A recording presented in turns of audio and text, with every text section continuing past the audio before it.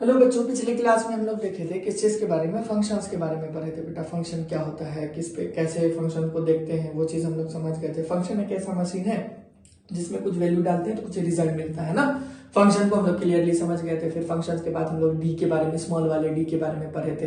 वो क्या बताता है, स्मॉल चेंज वगैरह के बारे में बताता है। फिर हम लोग सिंबल तक देख लिए थे, डिफरेंशिएशन का सिंबल क्या होता है, ये कुछ सिंबल होता है d y by d x, ठीक है। अब हम लोग उसके कुछ फॉर्मूलाज को समझते हैं बेटा। सबसे पहला फॉर्मूला ये आता है y is equal to x की पावर n। क्या लिखा हुआ बेटा, y is equal to x की पावर n। इसको समझते हैं, इसको कैसे करेंगे। तो d y by d x, सबसे पहले तो उसका सिंबल लिख दीजिए d y by d x. अब देखिए क्या होता है, पावर जो है y is equal to x की पावर n लिखा हुआ है, तो क्या करेंगे, पावर आके मल्टीप्लाई हो जाएगा, n आकर के मल्टीप्लाई हो जाएगा और n में एक कम कर देंगे, n में एक कम कर देंगे या n में एक सब्ट्रैक्ट कर देंगे, ठीक है। ये हमारा फॉर्मूला है उसका, ये क्या है, ये हमारा फॉर्मूला है। अब इसका यूज करके देखते हैं। फॉर एग्जांपल बेटा, मान लो y इज इक्वल टू हम लोग को मिल जाए कि x की पावर 3, ये मिल जाए हम लोग को। इसको सबसे पहले सिंबल का यूज करेंगे, d y by d x ऐसे करके लिख देंगे, पावर को लाके मल्टीप्लाई कर देंगे और पावर में एक कम कर देंगे, तो फाइनली सॉल्व करके क्या लिखेंगे, 3x²। ये पहला फॉर्मूला हमारा हो गया, पहला हम लोग यूज कर लिए। इसके बाद बेटा हम लोग बात करेंगे दूसरा फॉर्मूला क्या होता है, y is equal to constant. Constant का मतलब क्या हो जाए, y इज इक्वल टू मिल जाए 2, 3, 4, ठीक है। उस तरीके से मान लो एबीसी को बोल दिया जाए कि ये सब कांस्टेंट है। अगर कोई कांस्टेंट टर्म का यूज हो जाए बेटा, कोई कांस्टेंट टर्म का यूज हो जाए, तो इसका d y by d x हम लोग को क्या लिखना है, इसका d y by d x हमारा हो जाएगा बेटा 0। क्या हो जाएगा, इसका d y by d x हमारा 0 हो जाएगा, ठीक है। यहां तक क्लियर है। अब इसके बाद हम लोग बात करते हैं नेक्स्ट। अब इसके बाद हम लोग बात करें, अगर हमको मिल जाए y is equal to c into x की पावर n।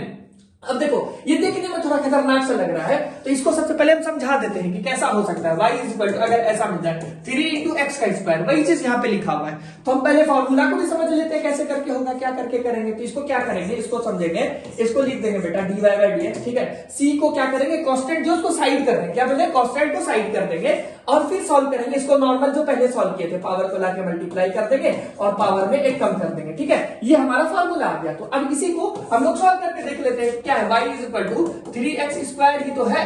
अब इसको क्या करेंगे बेटा, d y by d x कर देंगे, ठीक है।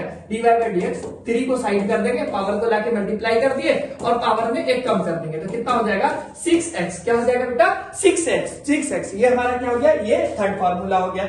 इसके बाद हम लोग पढ़ेंगे क्या चीज, एडिशन और सब्ट्रैक्शन रूल। क्या, कौन सा रूल, एडिशन और सब्ट्रैक्शन रूल। तो अब मान लो हमको ये ऐसा मिलता है, y is equal to u plus minus v, plus minus चाहे तो प्लस हो, मतलब प्लस माइनस का मतलब समझाते रहे, या ऐसा मिल जाए u प्लस v या u माइनस v, कुछ ऐसे फॉर्म में मिल जाए। और u और v क्या होना चाहिए, u एंड v क्या होना चाहिए, is the function of x। क्या होना चाहिए, फंक्शन ऑफ x, ठीक है। u and v are the function of x। अगर फंक्शन ऑफ x होगा तो इसका dy बाई dx लिखने का तरीका बता देते हैं। क्या हो जाएगा, dy बाई dx तो लिख दिए, अब इसको ऐसे करेंगे du बाई dx, ठीक है, plus minus dv by dx। ये थोड़ा सा फॉर्मूला देखने में खतरनाक लग रहा होगा, कोई दिक्कत नहीं है, हम लोग समझते हैं एग्जांपल से। एग्जांपल में मान लो बेटा हमको ऐसा मिलता है, y is equal to x cube plus of ये हो जाए कि x की पावर 4, ये मिल जाए, यही है प्लस माइनस। अब बीच में माइनस साइन भी आ जाए तो कोई फर्क नहीं पड़ना है, इससे नहीं परेशान होना है। तो क्या हो जाएगा, इसका d y by d x अगर हम लोग लिखेंगे, इसका d y by d x अगर हम लोग लिखेंगे